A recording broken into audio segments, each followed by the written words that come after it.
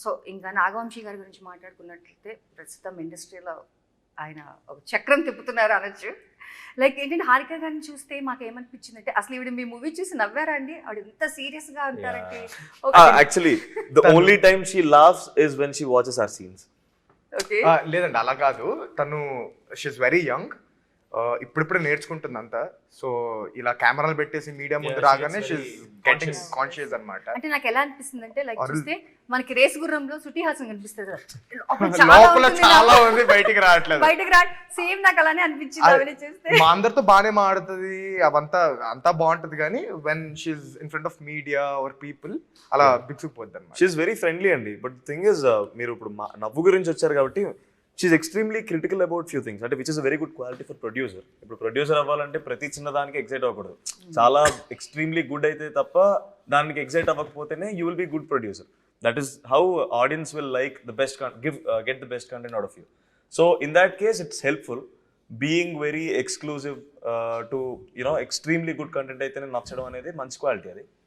So mad సీన్లు చూసినప్పుడు she smiled or laugh the loudest.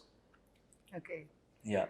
So ఎందుకు అండి అందరూ రామ్ గారిని ప్లే బాయ్ కింద చెప్తున్నారు? మేమేం చెప్పలేదు. మేమేం చెప్పలేదు. వాళ్ళేం చెప్పలేదండి, మీరు ఇప్పుడు చెప్పేలా చేస్తున్నారు. అంటే ఈయన కూడా ఏమడిగినా అరే మా మమ్మీ చూస్తారబ్బా, మా డాడీ చూస్తారబ్బా నేను అలా అన్నారు. ఒక్కసారి అన్నాను correct. మీరు ఏ క్వశ్చన్ అడిగినా అది అట్లనే కాదండి, చెప్తున్నారు. ఏ రూమర్ లో అయినా కొంచెం నిజం ఉంటది, లేకపోతే రాదా రూమర్, మీరే అడగలుగుతారు. మా అయితే నేను రూమర్ అడగనా? అడగండి అడగండి.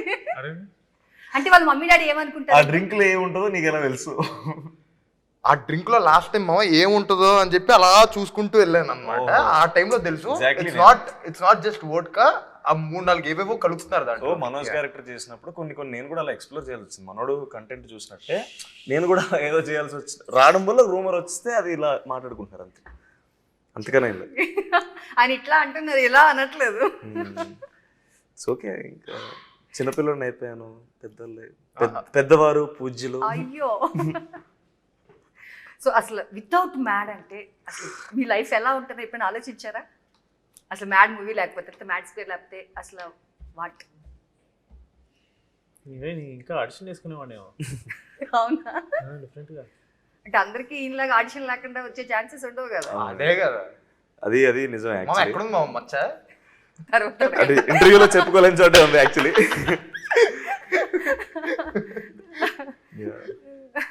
మీరు మీ బ్రదర్తో ఏమైనా చేసే ఛాన్సెస్ ఉన్నాయా? మాకు మల్టీ స్టార్ చూడాలని ఉంది. కానీ మామ నిజంగా బాగుంటదేమో మామ, మీ ఇద్దరు ఒక్కసారి ఒక ఫ్రేమ్ లో ఉంటే. బిగ్ స్క్రీన్ మీద వెబ్ సిరీస్ చేసాం ఆల్రెడీ. బేకర్ అండ్ బ్యూటీ చూసాను నేను. అంటే ఫుల్ లెంత్ మాకు చూడాలని ఉంది. అవకాశం ఉందా? సీతం వాకిట్లో సినిమాలు చెట్లు అంట. లేదు అట్లా లేదు, అంటే ఫీచర్స్ ఒక్కలానే అనిపిస్తాయి కదా.